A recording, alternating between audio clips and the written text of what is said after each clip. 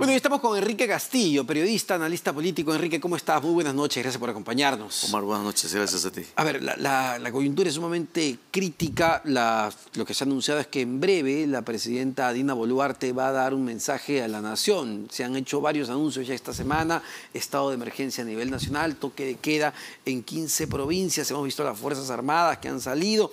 Ayer, con el saldo terrible que se tiene que investigar definitivamente, ¿se le está saliendo de las manos esto al Ejecutivo? Ya se le fue de las manos. Se le fue de las manos desde el primer día.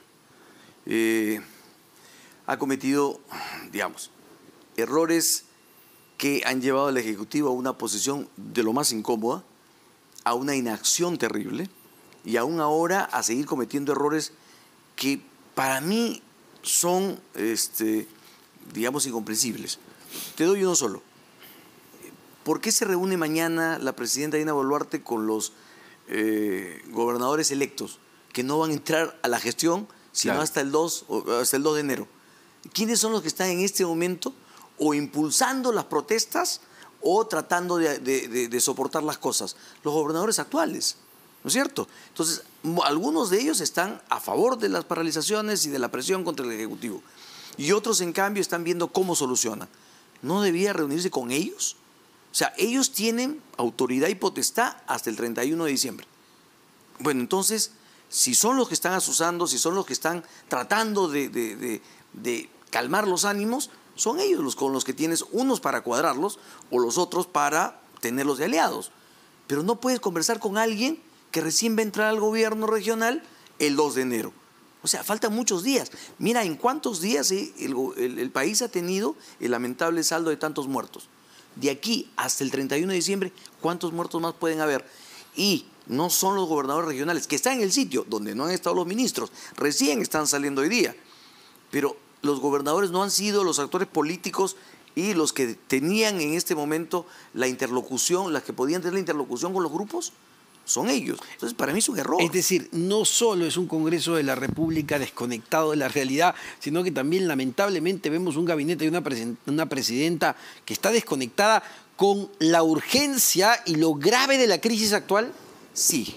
O sea, es un ejecutivo que no tiene ni la capacidad para elaborar un buen diagnóstico de la realidad, ni establecer una estrategia capaz de hacer frente a esto en este momento, a las urgencias, ¿no es cierto? Si nosotros vemos la cantidad de actos protocolares o reuniones que pueden ser con personas muy respetables, pero que no son los que en este momento llevan ni la pólvora ni la posibilidad de solución. Dime, ¿qué hace el presidente del Consejo de Ministros reuniéndose con los miembros de la sociedad patriótica? Pueden ser personas muy honorables, pero no es el momento, claramente. ¿Qué decisión y ejecución tienen en este momento en las regiones, o siquiera en Lima? Ninguna. Con los ex decanos de no sé qué colegios, o sea, ex decanos, por el amor de Dios. O sea, el presidente del Consejo de Ministros tendría que estar con su gabinete, viajando, supervisando, con las Fuerzas Armadas, con los gobiernos regionales. Él es el que debería tener esa conexión y decir, señores, ¿qué está pasando en su región? ¿Se equivocó Dina Boluarte al designar a Pedro Angulo? Desde el primer día, ¿no? Desde el primer día. Yo creo que se equivocó desde el primer día.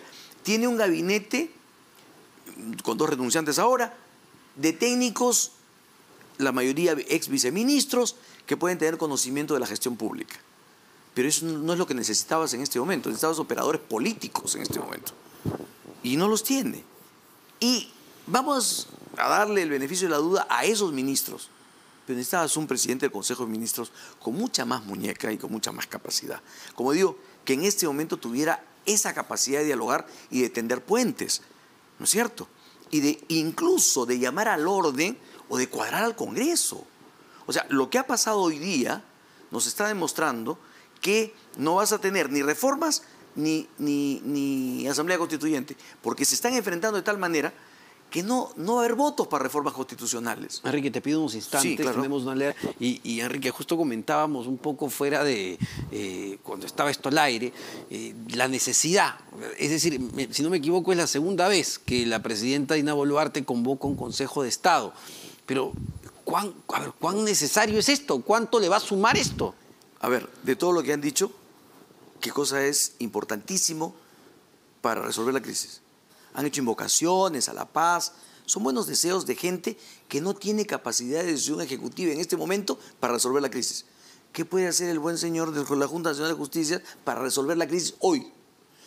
Me imagino que es bueno que conversen con la presidenta y que le den algunas ideas, pero la presidenta no debería estar buscando en este momento, digamos, la posibilidad de tender diálogos con las bancadas, por ejemplo, y decirles, por el amor de Dios, ya, reaccionen, ¿no es cierto?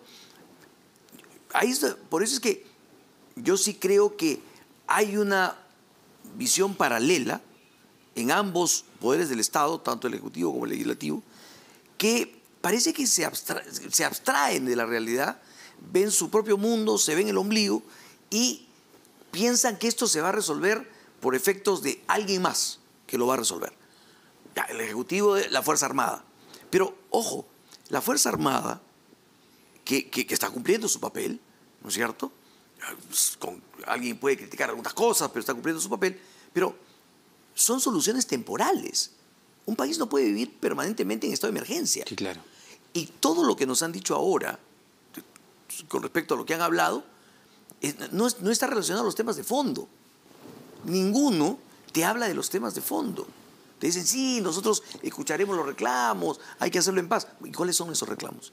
A 5 días de la crisis, 6 días, ya no deberían tener un diagnóstico de cuáles son los reclamos de la gente que lo hace de buena fe.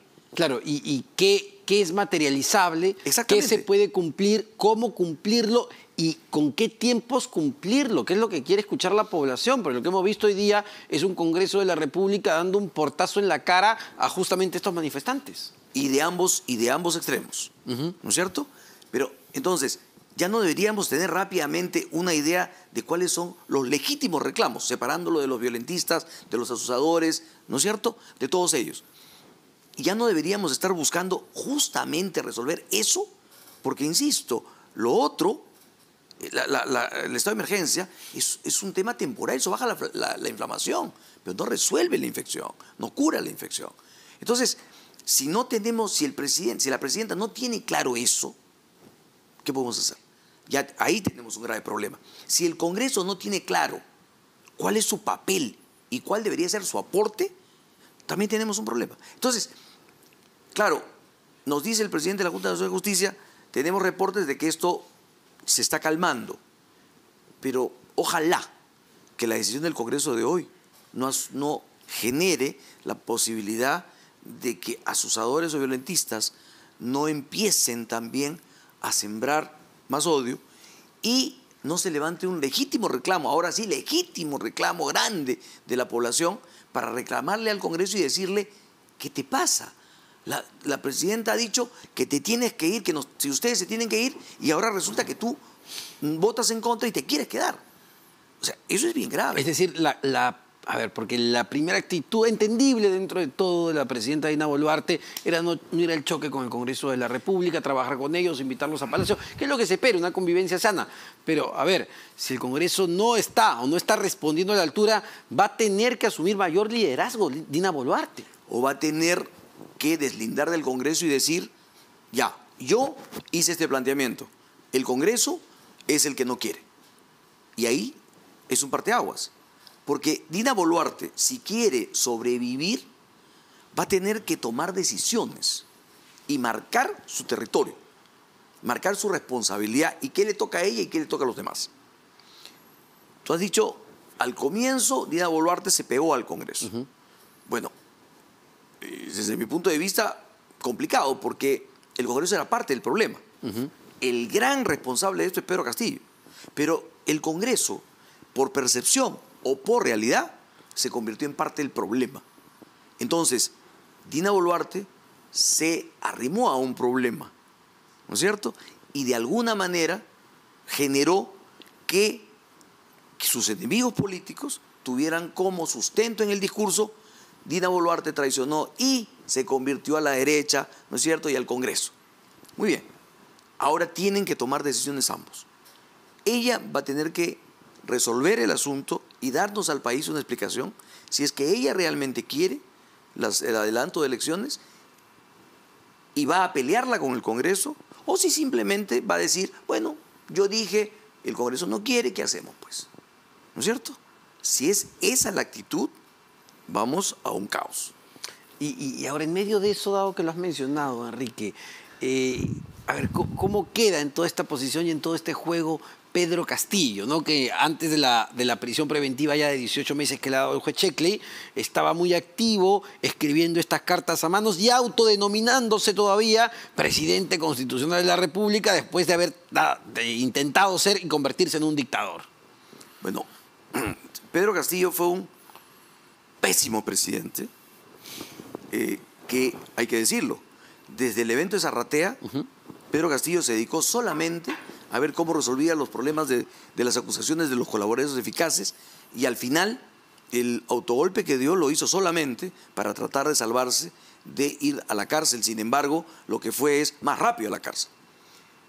Pero resulta que después de detenido, no solamente se convierte en un reo, sino en un enemigo de la tranquilidad pública en el país.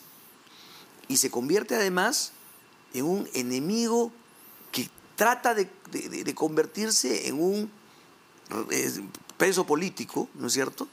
Y no le resulta, porque no es un liderazgo que prenda. Entonces, lo único que está haciendo es dañando al país y dañándose él mismo. O sea, yo creo que desde el día anterior al autogolpe o desde la mañana del autogolpe ha perdido total conexión con lo que debería ser incluso su propio instinto de supervivencia. Si lo ha hecho por él mismo, gravísimo error. Si lo ha hecho aceptando los consejos de los demás, gravísimo error. Entonces, claro, lo único que tiene ahora es la defensa de sus partidarios y de algunos presidentes y expresidentes que la verdad harían muy bien en no meterse en casa ajena. Nosotros no nos metemos en Colombia, nosotros no nos metemos en Bolivia.